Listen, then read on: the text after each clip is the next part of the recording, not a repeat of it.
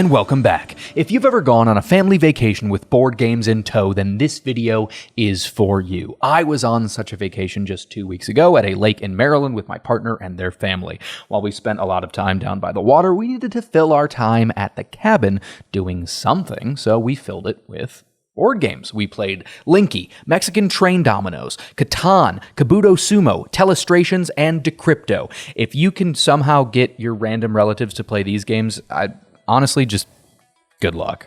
And I have some thoughts. Strap in to find out how good those games are, and how good they are for a family vacation. Let's just go in chronological order of the games we played. Our first night ended with a spirited game of LINKEE. How does it work? Well, LINKEE, like many party games, is trivia with a twist. You're given 4 trivia questions or statements like a fancy accessory worn on the head in yesteryear, the vehicle used in the Indy 500, a tool used to protect your fingertips while sewing, and a device for getting wrinkles out of clothes. The answers to those would be top hat, race car, thimble, and iron. Once your team has heard all 4 trivia questions, you need to figure out what connects them, what links them together. In this case, those are all Monopoly pieces. If your team is the first to correctly shout out the link, then you get the card with those questions on them. And all the cards have letters on the back, either L, I, N, K, or E. The first team to spell out the word LINKEE with their cards wins the game. It's simple, each round is quick, and it's pretty fun. It's definitely similar to a lot of other trivia-based party games, but I at least appreciate that it asks the players to use 2 different parts of their brain, the fact recall part and the part that susses out connections, which, as we all know, are over here and over here. I turned out to be very good at the fact recall part, and my partner was good at the connections part, which, made the team feel like a team. That was good. It's the kind of game that's just about everyone's speed. You explain the rules in 10 seconds and you start playing. And a family vacation really needs a few games like that. My biggest complaint, and it's not really that big of a complaint, is that I think everyone's speed games should have a little bit more explosiveness, more moments where the room erupts into shouts of joy and groans of annoyance. When one team won by spelling out LINKEE, the room went, okay. And then some of us kind of broke off and kept playing just without the victory condition, which that is a glowing endorsement right there. The desire to keep playing is a very good thing. It's just that the climax is kind of an anticlimax. I think overall, I'm going to give it a 7 out of 10 for a family vacation. I'm going in order of the games that we played, but I almost want to save this one for the end. Mexican Train Dominoes is one of the most maddeningly mindless games that I have ever played. I was actually angry at the game by the end of it. How does it work? You go around the table adding dominoes to your train. And there's a junk train. And if you have doubles, you get to go twice. And if someone asks for help, you can put a domino on their train. I don't know. The only thing that you really need to know is that you have to put your domino up against one that is the same number. So if there's a 6 showing on your train, you better have a 6 in your little inventory. And if you don't, you gotta draw one. It's Domino. I haven't been on YouTube for long enough for you to know my stance on Uno, but here it is. I will passionately argue with anyone who cares to that Uno is the worst game on the planet. That, Mario Party style of game where it's, 3% strategy, 97% luck makes me want to just flip my lid. It ends and someone wins. And if that someone is me, I'm not happy because I didn't earn it. I just did stuff and luck said, "Oh, you're the special boy today." That's a poop time for me. That's poop. Look at Yahtzee. It's another classic family game that is in the same number of households as Uno, probably. I don't know. Don't quote me on that. I don't know what people have in their houses. But Yahtzee is structured around this totally random chance, rolling 5 dice. And yet it does things to mitigate the luck. It lets you roll 3 times, and it gives you a dozen options of where to allocate those dice once you see the results. Luck in games is not inherently bad. But when the core of the game is luck, it makes me want to go jump in the lake and take my dominoes with me. That was intense, but the rant is over. You're safe. I gotta say, though, I guess not everyone thinks like me. There was some frustration at bad luck, but everyone seemed to have a pretty good time. So, yeah, for me, it's a 0 out of 10. It's a negative a million, negative a billion. I don't know. It's terrible. I hate it so much. But for everyone else, they had fun. Not a ton, but some fun. Probably a 5 or 6 out of 10 for them. Anticlimactic? Maybe. But true. And you come to me for the raw, honest board game feedback. I got you. You ever hear about this Catan game? I think it's going to be new to a lot of you. It's not very well known yet. That's a funny joke. Everyone knows Catan. In fact, so many people know Catan that there's a bit of a board gamer debate that I am here to settle. Yes, it's a gateway game. Yes, there are better games, but Catan is still fantastic. I think because I've played it at so many family events and with so many friends, and because I have the app, it's probably the board game that I've played the most. I mean, I played it twice last week, and I'd play it again right now if you want to come over. It just works, and I know there's going to be some people who are like, oh, Catan's so overhyped, so overplayed, it's such a baby game, but man, the frustration of one number randomly coming up over and over again. Oh, I guess this is a Big 10 game for some reason. Or the epic Monopoly card play where you ask for all the wheat in the game and then suddenly like 20 plus cards just fill your hand. Or the sweet, sweet snatching of the coveted longest road to seal the victory. Ooh, baby! It's kind of funny to talk about this one right after Mexican Train Dominoes, because both games have elements of randomness, but Catan's is so good. The moments of frustration are punctuated with these incredibly satisfying turns, and then sometimes even good rolls can be scary if you're holding onto a bunch of cards and it's not quite your turn yet. My love for Catan aside, is it a good family vacation game? Well, I think it depends on how big your family is. With the 5 to 6 player expansion, you can get a few more people in on the action, but with Catan's hour 15-minute runtime, it can be a little tough if there are more people who want to play. I think you'll be able to find the time for it, though. There are lulls in every family vacation where just a few people are in the mood for a game, and then, boom, Catan is on the table, and everyone is mad that there isn't enough brick to go around. Okay. I can give either sheep or stone, and I need brick. Look at the board. Okay. I am looking. Do you notice anything? There's probably not a lot of brick in the game. Not a lot. Let me ask you a question. When is the last time an 11 was rolled? I don't know, maybe about 8 turns ago? And how about a 2? I don't think a 2 has been rolled. Do you want to ask for brick again? No. Think before you talk. Anyway, personal rating, 8 out of 10. Family vacation rating, assuming you've got some people who are up for something with a little bit more zest than your average party game, also 8 out of 10.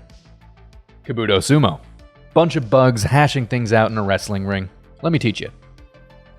You are this little beetle. You have these discs.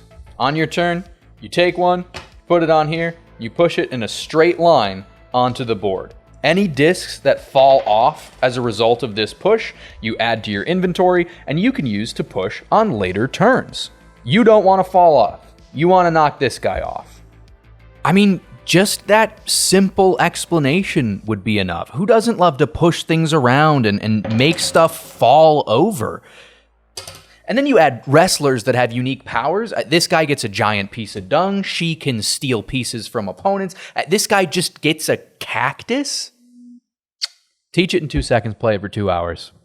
Good recipe. That's a really good recipe. And those 2 hours, that's like 15 plays. Every game of Kabuto Sumo takes like, I don't know, 10 minutes. It's so fast. And then there's the occasional death match that takes a little bit longer than your average game, and it's got everyone around the table screaming at you to finish them off. It's awesome. Is it perfect? No. It can get a little old if you play it a million times, and you're probably going to want to. And, you know, the wrestlers aren't all perfectly balanced. Some are great, and some are definitely not so great. And sure, sometimes a push that should do good things for you instead loses you the game, but look at it. It is every bit as fun as it looks. And for a big family vacation game, woo-wee, you can have a playthrough in 5 to 10 minutes, set it up again, and the new crew can try it out. You'll have rivalries, you'll have tournaments, and you'll have it all in just a couple hours. Personally, after the vacation, I am Kabuto Sumo'd out for a while, so I'm going to give it a 7 out of 10. But I only feel that way because it was such a big hit. So for a vacation, from my experience, I can't give it any less than a 9 out of 10. We also played Telestrations. I don't know how it happened, but I think Telestrations has somehow replaced Apples to Apples as the game that just every family owns for some reason. If you need a refresher on how it works, and I just remembered that I didn't give you a refresher on how Catan works, but I'm sure you understand that, here's your Telestrations refresher. It is telephone meets Pictionary. You get a word or a phrase to draw, you draw it, you pass it on to the person on your right, they look at it, they guess what they think it is, then the next person draws what that guess was, and then the next person guesses what that drawing was, and so on and so forth until the sun goes cold and the earth becomes a frozen chunk of rock. And if you are a Telestrations lover, I get it. It's charming, it's cute, and it creates some fun moments. But just for me, it's a no. I mean, there's always someone who takes a little too long on their drawing, or someone who intentionally overcomplicates their guess to be funny so that the next person has to draw something harder. I don't know. I'm probably just being a big baby on this one, but there are so many games that bring people together to do something together or to think and just interact. I don't want to be drawing pictures quietly next to you when I could be knocking your beetle out of the ring. My recommendation, if you do find yourself playing this though, to make it as fun as possible is to create your own prompts and to lay down kind of a general don't be a ding-dong rule about the prompts so that none of them are Captain Jack Sparrow and Darth Vader fighting in the middle of the Battle of Helm's Deep, but the Uruk-hai are actually Hydra soldiers. None of that. I've drawn that too many times. Me rate 4. Vacation rate 7. I know, I'm in the minority. Last but certainly not least, Decrypto. Oh, you sweet, sweet, wonderful thing. Sorry, how to play first, then I'll sing its praises. The rules are simple, but they're a little bit heady for some people. It takes the first round for everything to really sink in, and that's fine. Your team and the other team will have 4 words, 4 different words. This team has the words maple, black, kid, and dictionary. When it's your team's turn, one person on the team, let's say it's you, will draw one of these cards. This card shows a secret code that you need to get your teammates to guess. In this case, it is 243. They need to guess 243. So you need to lead your teammate toward black, 2, then dictionary, 4, and finally kid, 3. Sure, you could say dark, and then definitions, and then child, but you'll be backing yourself into a corner. Why? Because there is another team, and they want to ruin your life. You see, the other team gets to try and guess your code before your team does. If they get it right, they get one of these intercept tokens. Just 2 of these tokens, and the other team wins the game. But you're thinking, how could they ever guess this random code? Well, the thing is, these words don't change over the course of the game. So in round 1, when you give the clue dark for black, and then in round 2, your teammate gives the word night for black, the other team gets to hear dark, night. I bet that second word has something to do with black. So instead of giving really easy clues that will lead the other team toward your codes, you've got to go deep. You need a clue for black, and you know your teammate is a big fan of DC, so you say Adam, as in Black Adam. You're feeling good. You're feeling smart, until you remember that you and your teammate know a 5-year-old named Adam. A kid named Adam. Now you need to be worried about losing the game. The other team wins by intercepting your code twice. Your team loses by miscommunicating twice. If you give clues and your team can't guess the code, you get one of these miscommunication tokens. 2 of these, you're done. This game goes off the rails fast and in such a great way. Your first clue for black was Adam, and then your second was the actor who played Bowser. But by the end of the game, you need to try so hard to throw the other team off your scent that your clue is recessive allele in a leopard, dominant allele in a jaguar, which is, as we all know, scientifically how black panthers are born. Does that game sound good or what? It generates tremendous creativity, a ton of teamwork, and tense gameplay. My personal favorite rule is that your clue can be anything. Sure, you can say a word, or you can say a phrase, or you can perform a movie quote, or you can make a noise, or do an action, or sing a song. Truly anything you can think of. One of my favorite things to do in this game is to say an exceptionally long sentence that only contains one actual piece of information. I needed my teammates to guess the word scarecrow, but what I said was losing an important high school debate because I employed a straw man fallacy and I embarrassed my team in front of the school principal. And one of my teammates instantly said, "Got it!" I mean, come on, that's so silly. That's just so fun. My rating, 9 out of 10. I adore this game. My only real gripe with it is that it is occasionally a little heady and a little high concept during the teach, and sometimes people will get a little turned off and they won't give the game a fair shake because of that. If you can push through that, though, and I implore you to push through that, this is an outstanding family vacation game. And if people like it, then you can shake up the teams and see the different inside jokes that teams pull from when it's aunts and uncles versus cousins or family versus family. Family vacation rating, 8.5 out of 10. Very good. And finally, honorable mention. We didn't get to play it this vacation, but for my money, the best family vacation game that you can possibly bring is Cockroach Poker. 10 out of 10. No notes. Seriously. You want to know how it works? All you do is take a creepy crawler from your hand of cards, let's say it's a stink bug, and you slide it across the table face down to someone else, and you tell them what it is. Or you don't. You could say it's a stink bug, which is true. Or you could lie and say it's a scorpion, or it's a cockroach, or it's a fly, or it's a rat. Well, how do they know if you were telling the truth?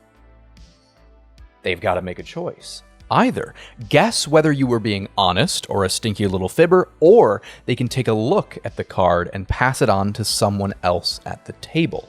Then they make a claim about what the card is. They can either corroborate what you said, or they can say something totally new.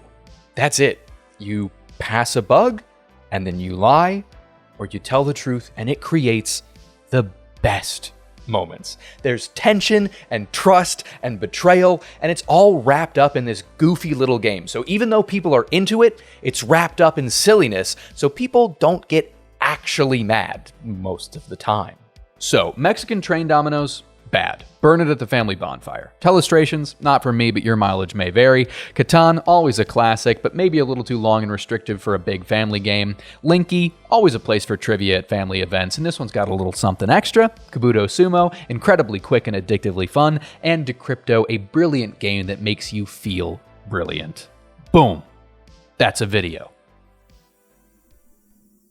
There weren't enough bits in this one. I know.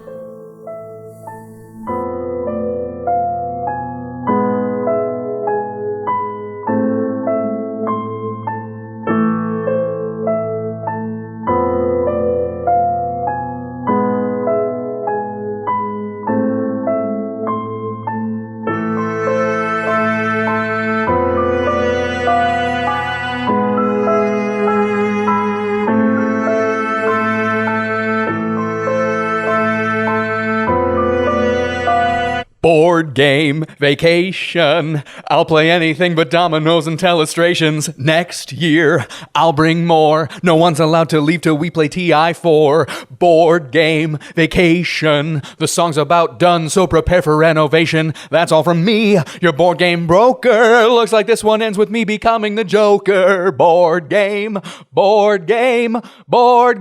vacation.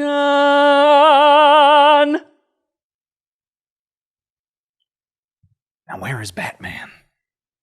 I need to dance threateningly at him. Although, wait, Batman doesn't exist in the Joaquin Phoenix universe. So that doesn't really work as a last line. Well, we'll get him next time. Goodbye.